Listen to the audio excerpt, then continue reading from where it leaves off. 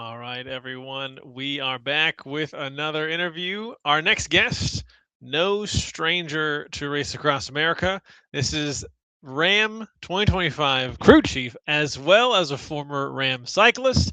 Please join me in welcoming Alan Fisher to the stream. Alan, it's good to see you, sir. How are you? Hey Christian, good to see you, buddy. Hey, I'm gonna put you down here so I can see you better. Happy Wednesday. So we've been we had a couple former cyclists and crew members on so far. As you're watching this, as you're watching the guys and well, and also the women in the crew, like what are you feeling? Any memories come up as they're in Kansas now, which I know is a pretty brutal place. Yeah, it's been a rough week for me because I should just be on the crew because I'm not getting any work done. You're just locked in. Yeah, It's actually worse than I thought it was. Thought it would be. I need to be on the crew. yeah. But no, it's really cool to watch. Yeah, and they're getting close to Missouri, which is the Ozarks. One of the my favorite part Mm. of the course. I love the rolling hills. Always I grew up as a little kid reading Where the Little Red Fern Grows, Yeah, yeah, those kind of books, and it's in the Ozarks. So I always enjoyed this part of the course. But yeah, it's been really cool to watch him. These guys, I feel like I should be out there pulling for them. I want to get out. I so bad want to get on my bike and just go yeah. pull Just sheep for these go guys. meet them. Yeah, Yeah, go feed them out there. Let's just call Ram up. Let's call Ram yeah. up. Let's see if they can get you a quick little entry, and we Put me can in, coach. yeah put them in. But Alan, for those who are watching who might not know about you or yeah kind of your involvement, can tell a little bit about who you are and your connection to Zoe and also how you first got involved with Ram. Okay, yeah, cool. Yeah, so my introduction to Ram and to Zoe, this guy reached out. I was actually a cyclist. Had my own team here in Lancaster County. We were doing some rides for. We were doing some benefit rides. Me and my brother-in-law got together. We had a group of about 14 guys. But Hmm. this guy reached out from Thailand, and this Brad Hortensi guy didn't know who he was. Who's that guy? Um, so yeah, so we met for lunch, and I'll never forget that lunch. We sat down, had lunch, and I don't think we either one of us ate very much. It Hmm. was instant brotherhood. Brad's just one of those guys. So that was my introduction to Zoe, and he was asking advice on their first ride across America that him and Lori did. Hmm. So I got to join and got some of my guys to join in with that ride across America. We jumped in and helped ride some segments there. And then he came and rode with us in one of our benefit rides, and that's where I think we started talking about Ram. Wow. So that was my introduction there. But yeah, I'm a proud husband. I gotta do a shout out to my little boy. Branson is 5. He's been making videos that we send to Brad uh, That's when he's awesome. struggling. Some Yeah. pretty cool videos that we were able to send out. He's been praying for Brad. It's really cool. But Branson's been all in, and my wife Janelle, she's been with me when we first in 19 when we did our first ride. We were just young married, and so she's been a huge supporter of me being able to race. Yeah. That's awesome. It's awesome that your family is also supporting you and just the mission in this. And thank you for your just jumping right into it. And I love that it kind of just it was something you were already doing, and you found another way to just make that a part of your life. And here you are, years later, still continuing to support and be a part of it. So, Yeah, uh, I think but a couple of guys actually mentioned this before, Christian, but I wanted to make sure I mentioned this. Cycling was fun for me, and then to be able to do it in a mission field to help rescue children is mm, just it was the icing on the cake. mm, We get to play and raise money. So, and my family, like Branson and Janelle, have both just joined me with the vision of helping Zoe through this in the years, and that's been huge. that's so cool. I love that. What a gift. Alan, having now served both as a writer, so you've been out there as like Brad and Randy are right now, and also as a crew chief. Maybe kind of walk me through just those two different parts. How are they different, and kind of what gave you the greatest appreciation for this race? I think riding it in 2019 will always be the biggest highlight. We were a young rookie crew that had no clue what we were doing. We showed up at Ram with a ratty RV, jumping motel rooms. I don't know how many people know, but our crew chief actually quit. Um, I didn't know that. Not even, we didn't make it to Flagstaff before our crew chief quit. And not, and I don't want to bring a bunch of drama up, but that was the year that we thought we were done before we even got to Flagstaff. And I'll never forget in Monument Valley taking a bike off the back of the van. I was a mess because it's all that trauma of starting. And I remember Randy telling me, Alan, he said, I don't care if RAAM don't let us continue without a crew chief. I'm going to get a bike off this van and we're riding back to Lincoln. Never forget that. But luckily, everything worked out. We were able to use our assistant crew chief. We were able to continue. But that ride was unreal. That's where I kind of got the inkling of someday I'm going to be a crew chief. And then in 21, we had a patchwork of crew chiefs that were trying to help. Again, they did an awesome job with what they had. But that, again, cemented in my mind that someday I'm going to give ZOE, the racing team, a crew chief that they can count on. That was kind of where I got into the whole crew chiefing thing. But a couple of things I'll say about the race, and you're going to have to cut me short because I could talk all night. No, I love it. We'll have you back on. But RAAM is organized chaos. And we that word, people ask me what it's like. It's organized chaos. It can be unorganized chaos, but organized chaos, and it's trauma bonding. I think the crews experience a lot of that right now. It's crazy what the bonds that you make out there in the road. And for me, for crew chiefing, you had to think outside the box all the time. We had van fires. We hit elk. Yeah. You have all these things that go down, and everybody looks at you and says, "Hey, what are we gonna do?" And you got to make a decision. And then you have all the dynamics behind the scene. I know Alex is dealing with some of this. He has crew. It's you got tired people, and you got good people, but they're tired, and it's a lot of work, but it's really cool. Yeah. Yeah. I mean, even just can you talk a little bit, Alan, about that? Just, it's 8 days, right? Like start to finish, it's about 8 days, which seems like, that'll, okay, it's a week. That's pretty quick in the grand scheme of things. But I know that when you guys are out there, I mean, time is different. Can you kind of talk a little bit about that feeling or that experience, both riding or as a crew? Because I even know right now, when we're talking to Brad a little bit yesterday, I think he and Randy, they said in the last 4 days got 5 hours of sleep total, and that changes everything. So tell you a little bit about that. It definitely does. For me, in 21, when we were racing Oceanside in the desert, was probably the hardest part that I've ever done. We were so, in 19, we came in as a rookie crew and we got, did we get second place or we got third place? And we came back in 21 determined to win it. We were crazy. I don't know what we were thinking, but so racing Oceanside, and you're right, time tends to stop. I know right now for Brad and for Randy right now, it feels like this is never going to end. You feel like you're in this time warp. Nothing matters. You hurt, and it seems like this is going to go on forever. And you can't tell them different. I wouldn't even try. But and even as a crew, it's like you're so sleep deprived, you're tired, and it just seems like it's never going to end. And it will. It will. They'll start getting steam when they get into Virginia, and you smell the horse smells the barn, and things start to speed up. But it's. Brad would say this. I was never a soldier, but Brad served in Kuwait, and he says RAAM is the closest thing to combat you'll ever get to. And the reason it is that way is because everybody's so sleep deprived. There's so many things that could happen. So everything speeds up, and there's so much just drama. It seems like, and everything is intensified because of the lack of sleep. So I'm feeling for these guys right now. Yeah, man. Yeah, keeping them in our prayers. Alan, as you look back, what would you say was one of the biggest challenges that you personally faced, whether as a rider or when you were leading the crew? My biggest challenge as a rider was cramping in the desert. Was the heat, and I watched these guys struggle through it this year. I think that's one of the biggest challenges as a rider. As a crew chief, probably the biggest challenge is behind the scenes you don't see is some of the and I was very fortunate. I had very good teams, but the behind the scenes drama that happens, you don't see on camera.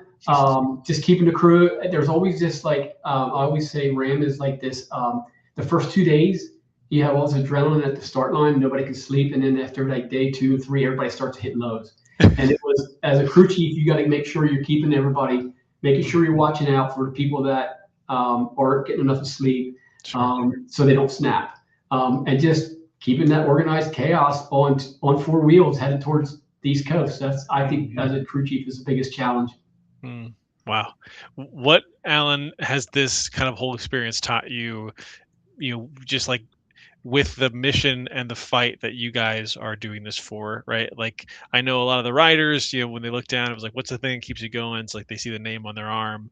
But like, as you are kind of in this, there's this endurance, right? You have this week of endurance. Has that kind of helped you or given you any insight into also just the fight that, these children are facing that you guys are trying to stop? Yeah, I would definitely say that. I know when I was riding, I would be in pain, and you just hate it after a bit. And then I would think about, like, I could be in pain for an hour as I'm out here riding my heart out, or 6 days, whatever it is, no showers, no sleep. But these kids are going to be in pain for a lifetime. Sometimes, they have trauma that they're never going to be able to overcome. So that would give me, like, just, I can fight through this hill. If I'm on a climb, all I got to do is climb for another 15 minutes and my pain's going to be over. These kids are not. And then as a crew chief, I being out on the road at 3 o'clock in the morning with trucks whizzing by it, and just the crazy close calls I've seen, Jeff's crash. You have to know why. And I always said I would never do this race other than having God by my side. And I guess what I mean by that, we're fighting for a cause. It gives you a reason to be out there. Otherwise, I wouldn't want to be on this course. I would not want to be out there. Just wouldn't want to be out there. Yeah. And all the prayers from people at home. Like, I know when I was a rider and crew chief, you feel that. Lancaster County and everywhere. Thailand, people are just praying, sending messages. That's huge. I was just going to ask you again, what does it kind of mean when you see, $188,000 raised again so far this year, and the messages coming through and the support people give? Like, what does that do to you when you were on the road? It sounds like it was just a massive amount of encouragement. Yeah, huge encouragement. And as a rider, that's what, again, you just got to be like, I know these guys are in a lot of pain. I've never done 2, man. This is crazy. It does seem quite different. but that's what keeps you going. And same way as a crew, like when you're tired and you get support from at home. There's people, I remember as a rider, we were going through Kansas and we got into a thunderstorm. It was 3 o'clock in the morning and somebody was messaging that I couldn't sleep, and I got up and started praying. We got that message in the van. It's like, dude, it just gives you wings. And it really does. Wow.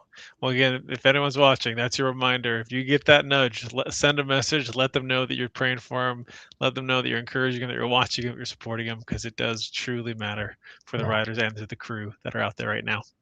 Alan, looking back at this kind of your experience of RAAM, what would you say, like, is there, we talked about some of the challenges, like, is there a memory that is just like, man, I'll never forget this, like something it just meant a lot to you?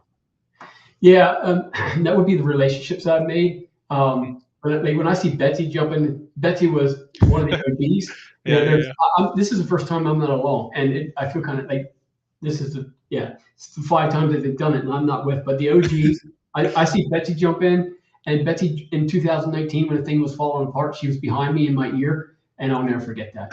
I'll never forget coming through Monument Valley, praying at the top of my lungs, and I remember, like, just the devil, like, was trying to stop this race, trying to stop us, and we were determined not to stop. And then you had this breakthrough. I'll never forget that. Wow. Gabe was along that year. He's now passed away from cancer. And I'll never forget him praying. He was reading the Bible, reading Psalms in my ear as I was riding through Monument Valley. Stuff like that you'll never forget. As a crew chief, unfortunately, one of the biggest things I won't forget is getting the call that Jeff went down. It was, the hardest thing as a crew chief is one of your guys went down, and just, that was hard. That was a hard race that year. But again, like, just the crew, the bonding, I made relationships that I'll never forget. And you get to know the course. Like, I'm watching these guys, and you get to know it's 3,000 miles, but there's places on the course you'll never forget. Monument Valley is one of them. Wolf Creek Pass, in the Ozarks. just really cool spots. That's so awesome. Yes, I mean, I do. It's like those memories that you like as you're on your deathbed. I'm sure you'll be like, man, like so thankful for the times and the experiences that you guys got to have. And like you said, early on, the devil was trying to shut it down, and I see why. Like so much good has come from what you guys have done. Like so much awareness, so many funds, like so much encouragement from the years of even just this race and the crew and the riders and you guys coming together for this mission. Like it has been such a blessing. To the mission, to the kids, to the organization, to people watching. Like it's done so much good. So it makes sense that there's so much opposition to it. But watching your guys' endurance is very encouraging. Alan, you had written recently. You wrote a story about kind of your experience for your son. Can you just talk to me a little bit about that? Kind of what inspired that? What was that experience like? And what did that kind of mean to you to put those memories down on paper? Yeah, I like to journal and I like to read. I'm a ferocious reader. Always thought I'd write my own book at some point, and this was just kind of a stab into. 21 was so intense. I had some health issues before the race. I was told I'd never be able to race again. Mm. So just writing it down as a memoir to my son to read when he's in his teens, has been really cool. And the memories just come flooding back. And just being able to put it down on paper and letting other people read it, and just kind of, yeah, it's been really cool. Hopefully I'd like to put it in like an old leather book for Branson when he gets to be 15. I don't know if I ever take it more than that, but it's been really cool. Just to write down the whole story, because you forget like things that happen. We had the desert storm that year that almost took us out. And you forget. But putting it down has cemented those memories in my mind, and hopefully I can leave a legacy for my son. That's so cool. I love that you got to do that. And I've read a little bit of it, Alan, and some of the things that I think really jumped out to me. People are like myself, like I'm watching this. I'm watching the riders out there. I'm watching the crew in the van, and I can do my best to kind of like, wow, that looks hard, and man, they look exhausted. But I pulled it up because there was something that you had said. It was like in the first chapter, and also about Kansas, where they're at right now. But you described it was 120 degrees on the desert floor, the kind of heat that strips the moisture from your lungs before you even inhale fully.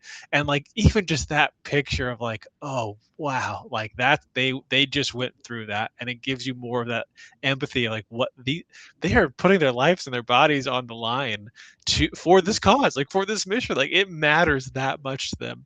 And then the one, because they're in Kansas, so I feel like this is applicable now as everyone's watching. You started it by saying Kansas doesn't hurt your legs, it hurts your mind. Yeah. And it is, and I'm just like, oh man. So now as I'm seeing them out there, like they're in it right now. Like right now, Brad is out there and he's in that moment. So like just helps me know how to pray better for them as they are going through this. So yeah, I just really appreciated those words and hey, you should publish it. Hopefully everyone can get to read this, or at least send it to RAAM or someone. Get the word out there. It'd be good. Yeah, no, it was a lot of fun. But yeah, like you said, like Brad right now, he's out there riding in that flat stuff. You look up and you feel like you didn't move 10 It's just feet. flat. Oh, I do not. Yeah, I don't envy them. But well, Alan, as we get ready to close, as this team continues, as they're out there going, how can the viewers, like, what would your ask for the viewers to be? How could they be praying for the riders and the crew and the mission? Well, the biggest thing is watching those funds go up. As much as it's I know they're in pain, but it still helps knowing that they're raising the funds that they need, because ZOE is going to need that. I watch Brad do all these things on the East Coast. It takes money to get to that. So watching the funds go up and knowing they're hitting their goals is great. I tend to be a little squeamish about how much encouragement I give, because when I'm in pain like they are right now, I don't want anybody even looking at me. So I'm not a good one to ask about that. But listen, praying, pray for these guys that they can have the strength. I know they got blisters. When these blisters start to rub, it takes the whole fun out of biking. It's hard. Every pedal stroke is hard. So pray for these guys. Hmm. Encourage them when they're down. Shoot texts. I know they can't read all the texts. I'm hesitant how much I want to reach out to them personally because I want them sleeping. Mm, Brand, sure. sleep is a big part of this game, crew Mm, and rider. So I don't want Brad getting off the bike and texting me. I want him sleeping, but shooting messages out to the crew and letting them know you're behind them is really, really big. yeah. Well, that's great, Alan. Before we say goodbye, the crew is there, the riders are there. Is there anything you'd want to say to encourage them with whenever they go back and listen to this, or maybe they're listening now? I can't tell if the audio's on, but what do you Yeah. want to tell them? Yeah, no, listen, I know Alex is probably, hopefully, I don't know if he's listening. He's probably too busy to listen. I know I feel kind of responsible for making him a crew chief. He was one of my guys.